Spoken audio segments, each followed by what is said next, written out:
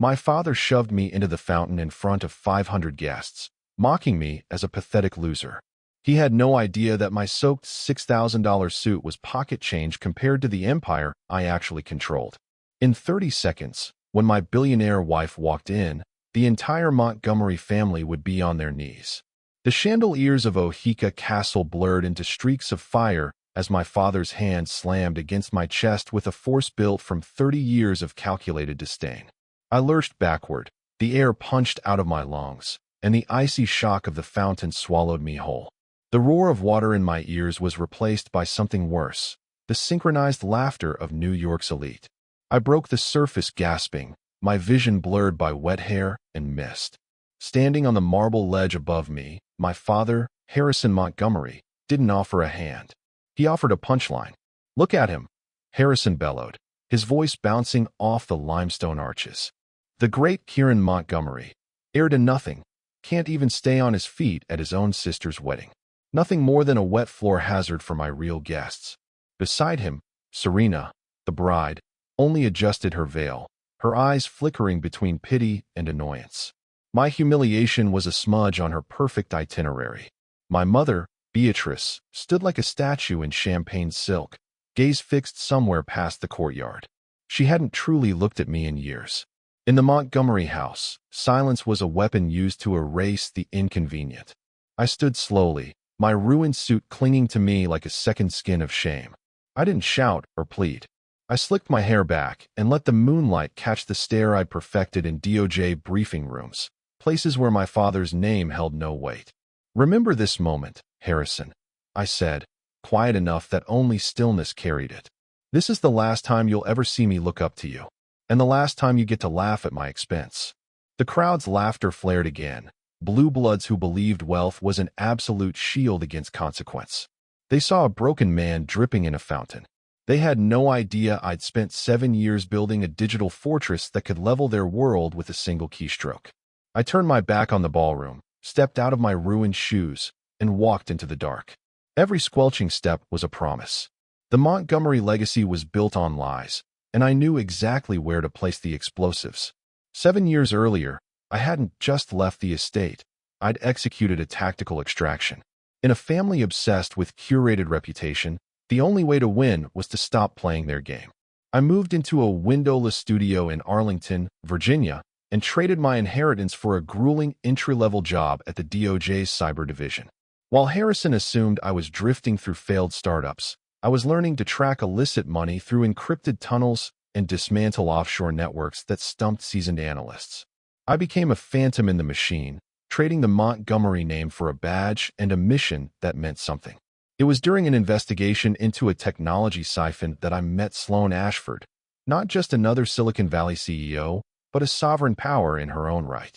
We met in a shielded room in Palo Alto discussing zero-trust architecture, and I recognized in her the same exhaustion with the superficiality of the elite that I carried, and the same sharp focus on building something that could outlast the chaos. Sloan had founded Vanguard Peak Solutions not for a magazine cover, but for the mission of uncompromised security. What began as professional rhythm became something intellectual and unexpectedly personal. Our marriage became my greatest secret and my most secure asset. We lived off the grid. No public posts, no tagged locations, no galas. We built redundancies into our lives the way engineers build fail-safes.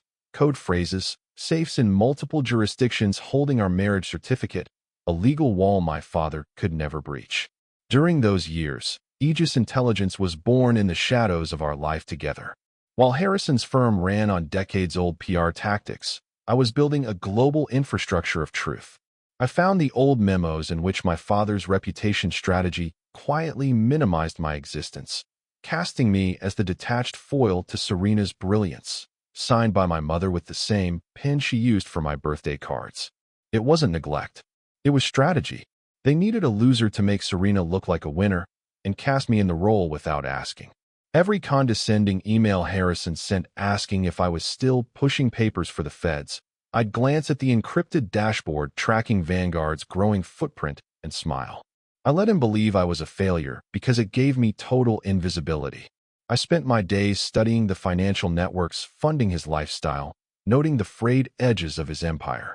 I wasn't surviving without the Montgomery name. I was outgrowing it. By 28, I ran operations that moved sensitive information across 3 continents. I'd become the thing my father feared most, a man he couldn't control because he didn't know I existed in the rooms where real decisions were made. I learned to breathe inside their cruelty, using their low expectations as a cloak, waiting for them to prove they deserved the ruin I was preparing. Sloan and I married quietly in Napa Valley, with only 2 witnesses, Brooks, my most trusted operative, and Celeste, Sloan's sister. No string quartet, no press. We exchanged vows on a porch in the vineyard wind, and for the first time I wasn't a Montgomery or a strategy, just a man being seen by the person who mattered. We hid the marriage because my DOJ work made me a target, and Sloan's fortune made her one too. More data meant more leverage for anyone who wanted it.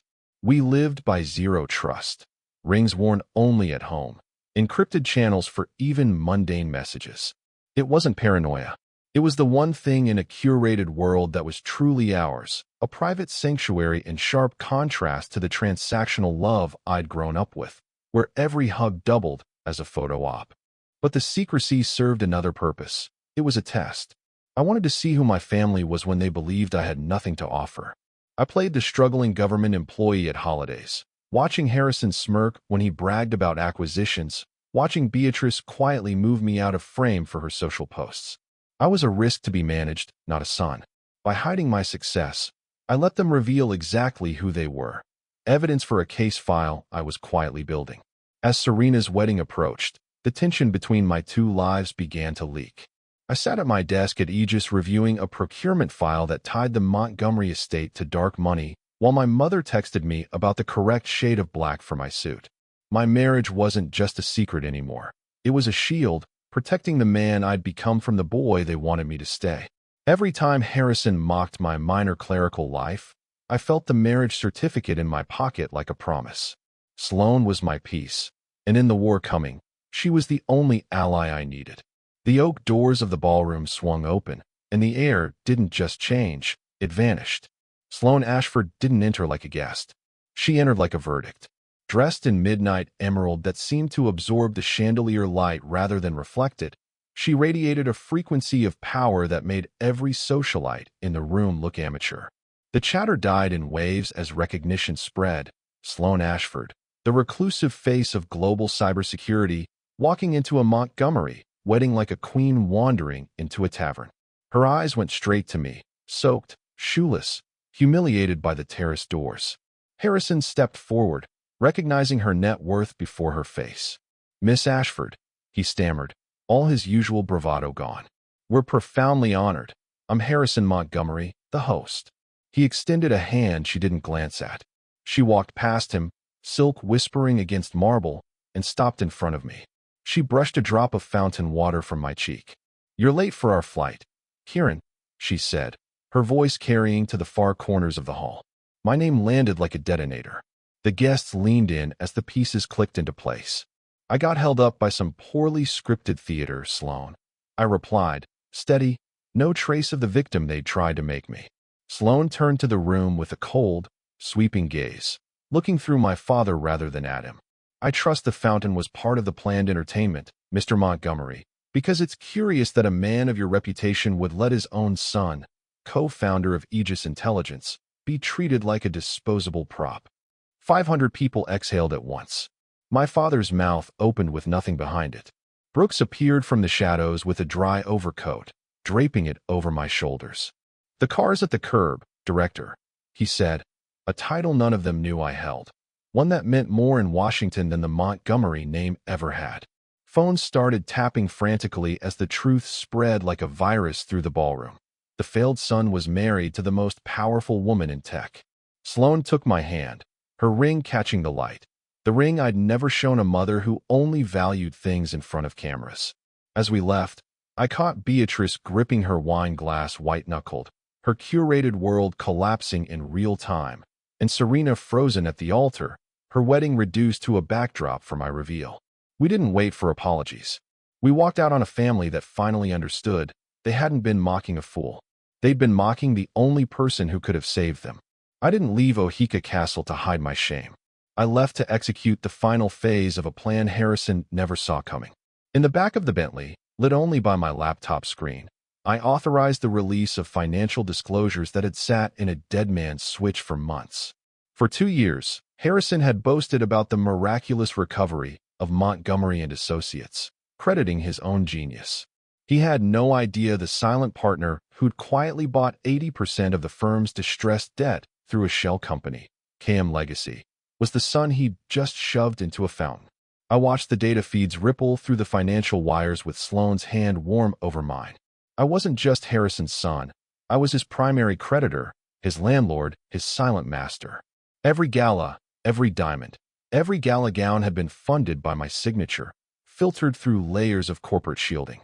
I'd saved the Montgomery empire from collapse twice in secret, not out of love, but to ensure I'd be the one holding the leash when the reckoning came. I let him keep his pride just long enough to make the coming loss absolute. "Are you ready to close the circuit?" Sloane asked softly. "I've been ready for 7 years." I hit enter. At that exact moment, back at the castle, Harrison's phone, along with every board member's and lawyer's device in the room, buzzed with a red-level alert. KM Legacy had issued a formal notice of default. I wasn't withdrawing support. I was calling in every cent, effective immediately. I'd spent 2 years ensuring the Montgomery empire couldn't survive without my capital. The puppet master finally looked up from his theater and realized the strings were wrapped around his own neck. I wasn't seeking an apology. I was reclaiming territory mismanaged for far too long. Harrison thought he'd taught me a lesson about power when he pushed me into that water. The real lesson was just beginning. The loudest man in the room is rarely the one in charge. Real power belongs to whoever controls the infrastructure and stays invisible until it's too late to fight back.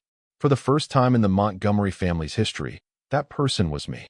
The next phase began not with a bank statement, but with a security breach festering inside the family for months.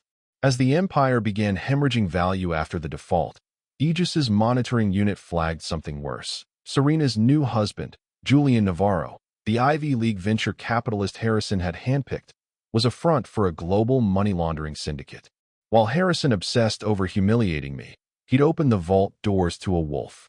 Julian had used the wedding's chaos as cover to move $50 million into offshore ledgers. The real spy in the room wasn't the son they dismissed as a clerical failure. It was the son-in-law they celebrated as their savior.